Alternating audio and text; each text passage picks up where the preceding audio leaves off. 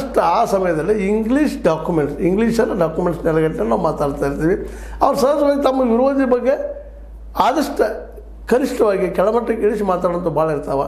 ಆ ಸಂದರ್ಭದಲ್ಲಿ ಒಂದಿಷ್ಟು ನಾವು ವಿರೋಧವಾಗಿ ಮಾತಾಡಿರ್ಬೋದು. ಮತ್ತು ಮೇಲಾಗೆ ಆವತ್ತೇನಾದರೂ ಟಿಪ್ಪು ಸುಲ್ತಾನ ಗೆದ್ದಿದ್ರೆ ಬ್ರಿಟಿಷರಲ್ಲಿ ಎಸ್ಟಾಬ್ಲಿಷ್ ಆಗಲಿಕ್ಕೆ ಸಾಧ್ಯ ಇರಲಿಲ್ಲ.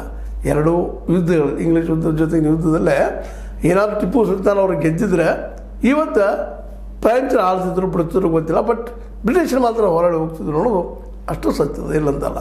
ಇವತ್ತು ವಿಶೇಷವಾಗಿ ಅದರಲ್ಲೂ ಏನಪ್ಪ ಅಂದ್ರೆ ಇತಿಹಾಸಕಾರ ಪ್ರೊಫೆಸರ್ PV ನಂಜರಾಜ್ ಅರಸು ಭಾಳ ಒಳ್ಳೆ ಅಭ್ಯಾಸ ಮಾಡಿದ್ದಾರೆ. ಇವರು ಸ್ಪಷ್ಟವಾಗಿ ಹೇಳ್ತಾ ಇದ್ದಾರೆ, ಟಿಪ್ಪು ಕಾಲದಲ್ಲಿ ಕನ್ನಂಬಾಡಿ ಬಳಿ ಅಣೆಕಟ್ಟೆ ನಿರ್ಮಾಣ ಕಾರ್ಯ ಆರಂಭವಾಗಿತ್ತು ಎನ್ನುವ ಫಲಕ ಹೊರತುಪಡಿಸಿದರೆ ಯಾವುದೇ ಕುರುಹು ಸಿಕ್ಕಿಲ್ಲ ಅಂತ ಅವ್ರು ಸ್ಪಷ್ಟ ಹೇಳ್ತಾ ಇದ್ದಾರೆ. ಅಂದ್ರೆ ಈ ಸತ್ಯ ಸುಳ್ಳು ಗೊತ್ತಿಲ್ಲ, ಆದಷ್ಟು ಫ್ಯಾಕ್ಟ್ ಆ್ಯಂಡ್ ಫಿಗರ್ಸ್ ಮೇಲೆ ಮಾತಾಡೋಂಥ ನಮ್ಮ ಏನಪ್ಪ ಅಂತಂದ್ರೆ PV ನಂಜರಾಜ್ ಅರಸು ಅವರು ಕ್ಲಿಯರ್ ಕಟ್ಟಾಗಿ ಹೇಳ್ತಾರೆ. ಏನಪ್ಪ ಅವತ್ತು ಹಿಂದೂ ಮುಸ್ಲಿಂ ಇರಲಿಲ್ಲ ವಿರೋಧದ್ದು. ಅವರು ಆ ಸಂದರ್ಭದಲ್ಲಿ ಕೆಲವೊಂದು ಮಲಬಾರದ ಏರಿಯಾದಲ್ಲಿ ದಾಳಿ ಮಾಡಿದಾಗ ಕೆಲವೊಂದು ಹಿಂದೂಗಳನ್ನು ಮುಸಲ್ಮಾನರಾಗಿ ಮಾಡಿದರು, ಮಲಬಾರ ಇದರಿಂದ ಮುಸ್ಲಿಮಾಗಿ ಕನ್ವರ್ಟ್ ಮಾಡಿದರು ಅಂತ ಅವ್ರ ಮೇಲೆ ಆರೋಪಗಳಿದ್ದಾವೆ. ಆದರೂ ಆಗಿರ್ಬೋದಿಲ್ಲ ತರಲಿಕ್ಕೆ ಆಗೋದಿಲ್ಲ ಅದನ್ನು. ಯಾಕಪ್ಪ ಅಂದ್ರೆ ಅವ್ರು ತಮ್ಮ ಧರ್ಮವನ್ನು ಸ್ಥಾಪನೆ ಮಾಡೋ ಸಲುವಾಗಿ ಅನೇಕ ಅಂಥ ಕೆಲಸಗಳು ಆಗಿದ್ದಾವೆ.